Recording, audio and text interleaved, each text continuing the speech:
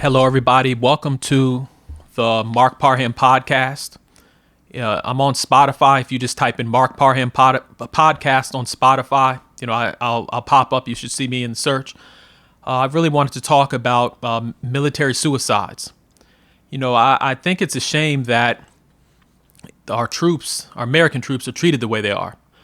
I'm seeing all of these videos online, and I'm seeing veterans and stuff being spit on. I saw one incident in California where a bunch of folks, it looked like they were ganging up on a soldier or maybe a group of soldiers. I don't know, but it looked like they were stomping on this guy, and it's just horrible. I mean, we're at a time now where our troops are treated like garbage. We treat our NBA stars, our singers, our basketball players, our actors better than we treat people trying to protect and defend America. And it's a shame. You look at what's going on. I remember a few years, there was a big scandal, with the hospitals and stuff. That the hospitals weren't treating, the soldiers right when they were coming back from the wars, and they had post-traumatic stress disorder and stuff like that. And, soldiers were having to beg for basic care. It's a shame that we have so much money in this country, but the people who are fighting for this country get treated like, gum on the bottom of somebody's shoe. I think it's really sad. And you hear a lot of presidents and, people who are senators and stuff. They always talk about, the military, and we need to do more and this and that. Like, no, we should do more. These troops should be treated like royalty. These troops shouldn't have to sleep in tents. I mean, you got homeless veterans. I mean, they should be able to get drug treatments. Like, we should really roll out the red carpet, considering the pain and the struggle that some of these guys have had to endure. If it were a person who's a celebrity, people would be trying to donate money and, we need to help out this actor because they've fallen on hard times. We should do that for people who are fighting for America or volunteering for America. But it's really a shame. It's a shame that as much money as we have in this country, I mean, we'll sit up and, we'll spend on illegal immigrants to come here and get, jobs and, health care and all this other stuff, but our troops have to beg. It is so backward to me. And you hear a lot of lip service, but something really needs to be done. Something really needs to be done in this country. Anytime we have illegal immigrants being treated better than veterans, soldiers that are, fighting in wars, that are going through, mental health issues, it's insane. I don't know how to describe it. I mean, I could go on probably for the next 3 hours talking about it, but again, America really needs to step up and do something immediately. And I know it's not something that people like to talk about, but it's should be priority number one in this country. I mean, again, people talk about everything else, but we always put our troops as the last priority. I mean, there should be no soldier in America that feels like, their country isn't doing enough for them. So, I don't want to keep on rambling, but that's just my stance on that. Another thing I want to talk about was, Vice, the Vice, was it the new, how they do, Vice Media or something like that, that company, they do news or left-wing sort of news company. But anyway, Vice is been going through financial problems. I think they're about to go bankrupt or they're bankrupt. And, there's been a lot of news stories about, their financial situation. And I knew it was going to happen. Vice back in the days used to actually report news. They used to, have stuff on there that was interesting where you'd say, man, I got to check this out. Now they become a liberal sort of news organization. And again, there's freedom of speech. There's nothing wrong if you're a liberal news organization. But when you get to a point where, when things get to a point where you can predict, how they're going to report a news story, like they'll sit up and do a hit piece, I call it, on Donald Trump or Republicans or, Andrew Tate. And you can almost predict, what angle they're going to come at.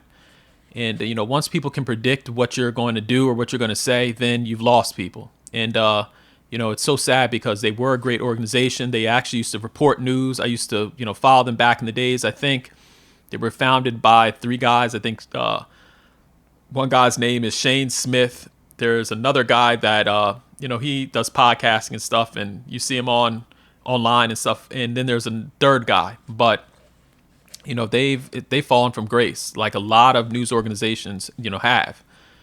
They don't realize you can't keep on, producing stuff that, where these hit pieces that aren't making any sense, and you're trying to report Donald Trump 24/7 and Republicans are evil and vote for Democrats. Like, you can't keep on, doing that all the time. Like, you got to switch it up at least. But what's going on at Vice is happening to a lot of different news organizations. I think CNN has fallen from grace. I remember a time when I was growing up as a youngster or a kid. I used to watch CNN back in the early 90s, and again, you had amazing news coverage. You had, people that knew what they were talking about. I remember sometimes they would invite a conservative on to debate a liberal, or they would put a Republican versus a Democrat. Now, they want to push certain narratives. They want to make it seem like, Donald Trump is this evil fascist person and all this other stuff, when it's just like, let the people decide. Let your viewers decide if that person is, good or bad. Now every story you see on CNN is Trump, Trump, Trump. Trump walked down the street. Trump got a piece of cake at the, bakery or something, like just stupid stuff. And I think they call it Trump derangement syndrome or something they call it online, TDS. In organizations like CNN and MSNBC, they just keep on reporting things the same way. And with Vice Media, they had they were spending like drunken sailors. They were sitting up and, spending on, this office facility and this, and hiring these people over here and these journalists, and it didn't really matter. I mean, nowadays you can get a Shure microphone from the store, a mic stand, and you can report the news yourself. And so even if you're listening to what I'm saying now, I know I might be rambling, but you can start a podcast. Like, you are the media. You don't need somebody to tell you, what's going on in your community. You can see something, you can record it with your iPhone. Like, you can put the story out yourself. And that's hurting a lot of these news organizations. Like, American people, or just people around the world, don't trust mainstream media. And actually, independent journalists or podcasters are doing a better job reporting the news than people who are making, $15 million a year. I mean, when you see the salary some of these folks are getting paid, it's ridiculous. Like, you're paying people $18 million to, just report on, the same, spin and drivel every single day, day in and day out. Trump is bad, Republicans are evil. Like, you're paying somebody $20 million to do that every day, 24/7. It's insane. So I would tell anybody, we're in a new era. Start a podcast. If you don't like what's going on in the media, you can go out there, start a podcast. You can get a microphone. You can record, even you can use your iPhone. Like, you can use any device that can record audio and just put out news and stories that you want to put out. Because the mainstream media, they're going through a hard time. I mean, they're spending a lot of money. They're producing hit pieces that nobody's really reading or paying attention to. And I think this is a great time for, anybody who's just wants to be independent. I mean, even if you have an independent organization, there's tools where you can raise money, you can put out videos, you can edit audio, you can edit your videos, you can use, this is just an amazing time, because all these years we've had to, basically listen to the CNNs, the MSNBCs, and if you wanted to be on TV, you had to, know somebody or be famous. Now, instead of people listening to what's going on the television, they're going on YouTube, they're going on Rumble. And this is really a time where you can do things yourself. You can push your own narratives. And I I would just tell anybody, start a podcast. Anything that can record your voice, say something, speak to an audience, just upload it. And the cool thing is now you have free tools. I use what is it? Spotify. Well, I used Anchor. I think Spotify bought Anchor, but again, look into some of the free, podcast tools. You can always put your stuff on SoundCloud. Well, SoundCloud's not free, but you can look into the different websites and stuff and just put your stuff there. Like you can put your stuff on YouTube. You can put your stuff, anywhere you can put audio. You don't need to rely on, the big companies to put out your story. And seeing what else I want to talk about, but yeah, that's it.